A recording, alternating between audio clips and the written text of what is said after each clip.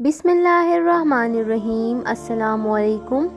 کیا آپ یقین کریں گے کہ ایک معصوم بچہ اپنوں کے ہاتھوں کنویں میں پھینک دیا جائے اور وہی بچہ ایک دن سلطنت کا فیصلہ کرے؟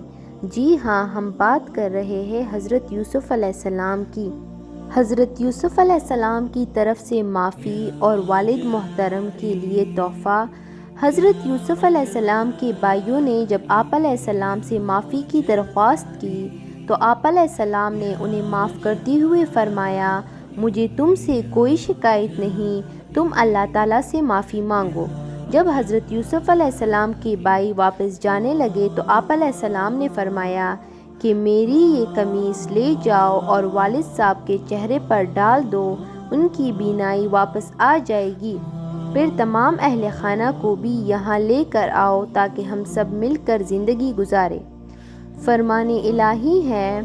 انہوں یعنی یوسف علیہ السلام نے جواب دیا کہ اے میرے بھائیوں، آج تم پر کوئی ملامت نہیں، اللہ تعالیٰ تمہیں معاف فرمائے، وہ سب مہربانوں سے بڑا مہربان ہے۔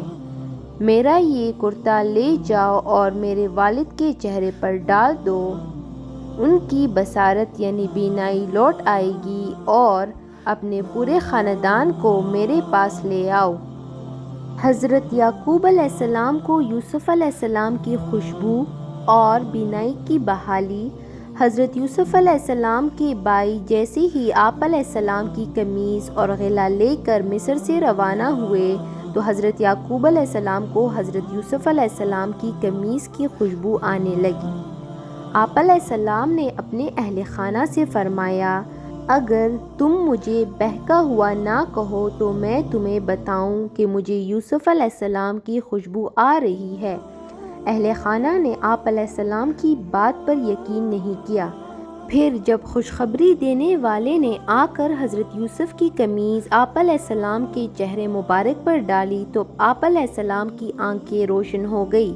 آپ علیہ السلام نے فوراً فرمایا، کیا میں تم سے یہ نہیں کہا کرتا تھا کہ اللہ تعالیٰ کی طرف سے مجھے وہ باتیں معلوم ہیں جو تمہیں معلوم نہیں ہیں؟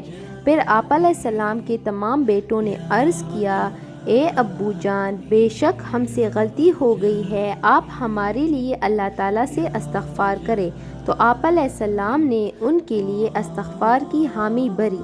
فرمان الہی ہے۔ ترجمہ: جب یہ قافلہ مصر سے روانہ ہوا تو ان کے والد نے کنعان میں بہو اور پوتے پوتیوں سے کہا، مجھے تو یوسف علیہ السلام کی خوشبو آ رہی ہے، اگر تم مجھے بہکا ہوا نہ کہو۔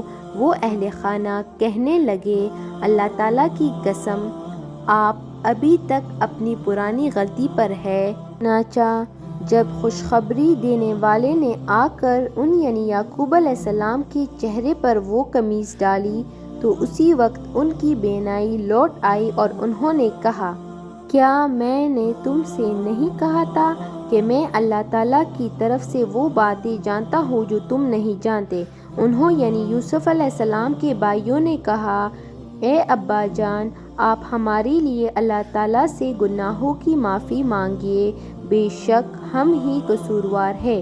یعقوب علیہ السلام نے کہا، میں جلد ہی اپنے پروردگار سے تمہارے لیے معافی مانگوں گا، بے شک وہ بہت ہی بخشنے والا نہایت مہربان ہے۔ حضرت یعقوب علیہ السلام کے خاندان کی مصر آمد اور حضرت یوسف علیہ السلام کا استقبال۔ جب بھائیوں نے حضرت یوسف علیہ السلام کے پورے خاندان کو مصر میں لانے کا پیغام حضرت یعقوب علیہ السلام کو پہنچایا تو آپ علیہ السلام اپنے پورے خاندان کو لے کر مصر کی طرف روانہ ہو گئے۔ جب حضرت یوسف علیہ السلام کو اپنے خاندان کی آمد کی خبر ملی تو آپ علیہ السلام ان کے استقبال کے لیے اپنے وزراء اور معززین کے ساتھ شاہی محل سے روانہ ہوئے اور اپنے خاندان کا استقبال کیا۔ حضرت یعقوب علیہ السلام اپنے بیٹے کی محبت، عزت اور عظمت کو دیکھ کر بہت خوش ہوئے اور اس پر اللہ تعالیٰ کا شکر ادا کیا۔ حضرت یوسف علیہ السلام کے خواب کی تعبیر۔ جب حضرت یعقوب علیہ السلام اپنے خاندان سمیت مصر پہنچ گئے تو حضرت یوسف علیہ السلام نے انہیں خوب عزت دی اور اپنے والدین کو تخت شاہی پر اپنے پاس بٹھا کر فرمایا، مصر میں جہاں سے چاہو کھاؤ پیو، یہ تمہارے لیے بڑی پرامن جگہ ہے۔ پھر آپ علیہ السلام نے اپنے والدین، سوتیلی والدہ اور سگے والد کو اپنے تخت پر بٹھایا۔ آپ علیہ السلام کے والدین اور 11 بھائی آپ علیہ السلام کے سامنے سجدہ۔ یہ سابقہ امتوں میں جائز تھا لیکن ہماری شریعت میں حرام ہے۔ جیسے ہی حضرت یوسف علیہ السلام نے ماں باپ اور 11 بھائیوں کو سجدے کی حالت میں دیکھا تو فوراً کہا، اے ابا جان، یہ میرے اسی خواب کی تعبیر ہے جو میں نے بچپن میں دیکھا تھا۔ اللہ تعالیٰ نے مجھ پر بڑا انعام فرمایا کہ مجھے جیل سے رہائی نصیب فرمائی، میرے اور میرے بھائیوں کے درمیان جو اختلاف تھا اس کو دور فرمایا اور آپ سب کو یہاں لے آیا، جس پر میں اللہ تعالیٰ کا بہت شکر گزار ہوں۔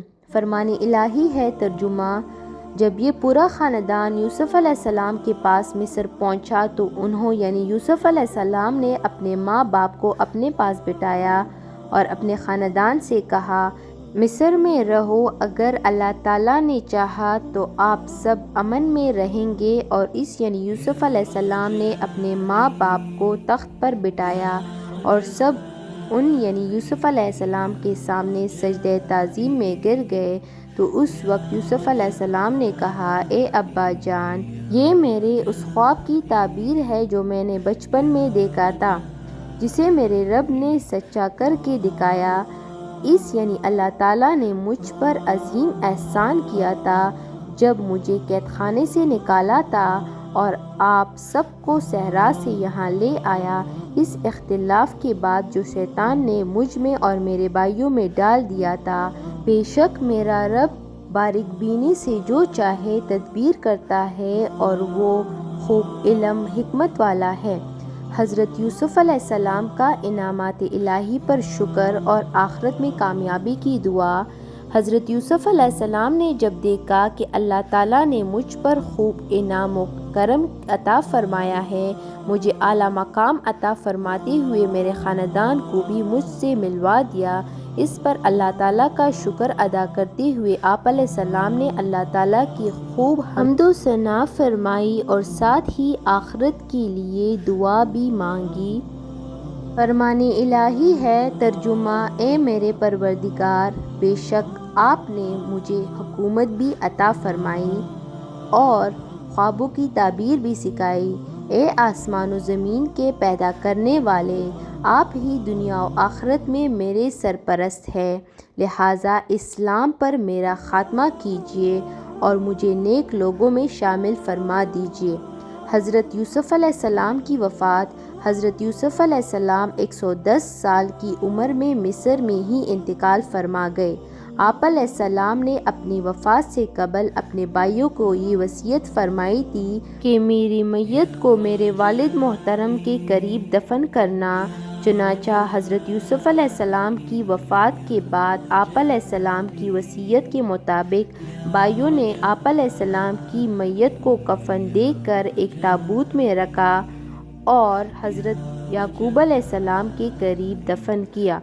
اگر ویڈیو پسند آئی ہو تو لائک کریں، شیئر کریں اور چینل کو سبسکرائب کریں۔ جزاک اللہ۔ اللہ حافظ۔